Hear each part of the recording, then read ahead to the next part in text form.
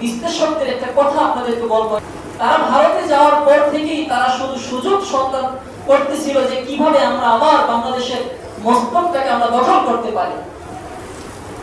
এই জন্য সেখানে গিয়ে এই দিল্লিতে কলকাতায় বসে বসে মোদী সরকারকে শুধু বারবার তারা উস্কানি দিচ্ছিল যে বাংলাদেশে আক্রমণ করে দেশটাকে দখল করে আবার আমাদের হাতে দিয়ে দেন।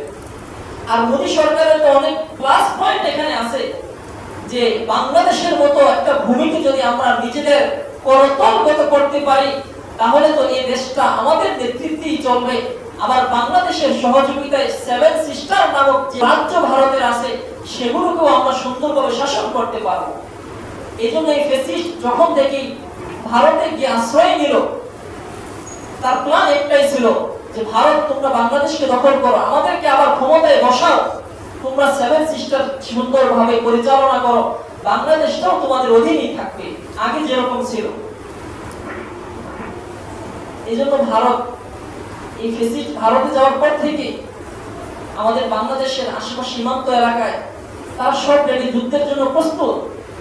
তাদের গোলা বারুদ, ট্যাঙ্ক, জলকামান ইত্যাদি সব নিয়ে তারা প্রস্তুত হয়ে আছে কয়েক মাস যাবত। কিন্তু এই পবিত্র ভূমিতে তারা কোন উসিলা দিয়ে তারা আক্রমণ করবে সেটা খুঁজে পাচ্ছিল না, এখনো তারা পায়নি। আর আল্লাহ আমাদের বর্তমান যে প্রধান উপদেষ্টা ডক্টর মোহাম্মদ ইউনূস, উনি তো গোটা বিশ্ব বরেণ্য একজন লোক, আন্তর্জাতিক ব্যক্তিত্ব।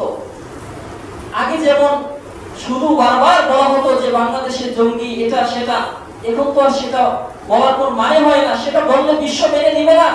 কারণ ডক্টর মোহাম্মদ ইউনূস তিনি শান্তিতে নোবেল জয়ী।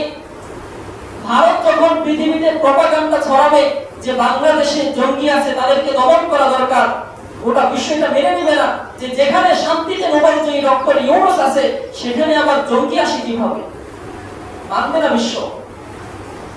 এজন্য এমন একটা পলিসি তারা এখন বের করছে যে বাংলাদেশকে আক্রমণ করার জন্য একটা সিস্টেম আমাদেরকে বের করতে হবে। সেই সিস্টেম কি? আমরা তো পাচ্ছি না বাংলাদেশে সরাসরি হামলা করার জন্য।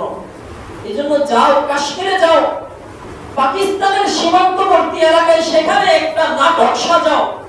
এই মোদী সরকার যে পেহেলগামে যে হামলা, সন্ত্রাসী জঙ্গি হামলা হয়েছে, এটা আসলে জঙ্গি হামলা না, এটা মোদী সরকার নিজের নাটক চলতেছে এখন।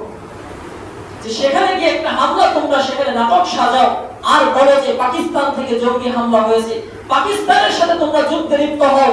আর ডক্টর ইউনূস আর শাহবাজ শরীফ কিছুদিন আগে তারা সাক্ষাৎ করেছেন, বাংলাদেশ পাকিস্তানের সম্পর্ক দিন দিন ভালো হয়ে যাচ্ছে।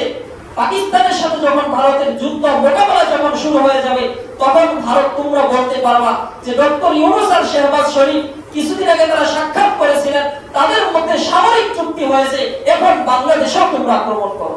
বিশ্লেষকদের এই কথা আসলে এগুলো ফেলে দেওয়ার মতো কথা না মুসলমান। পৃথিবীটা এভাবেই চলছে এখন।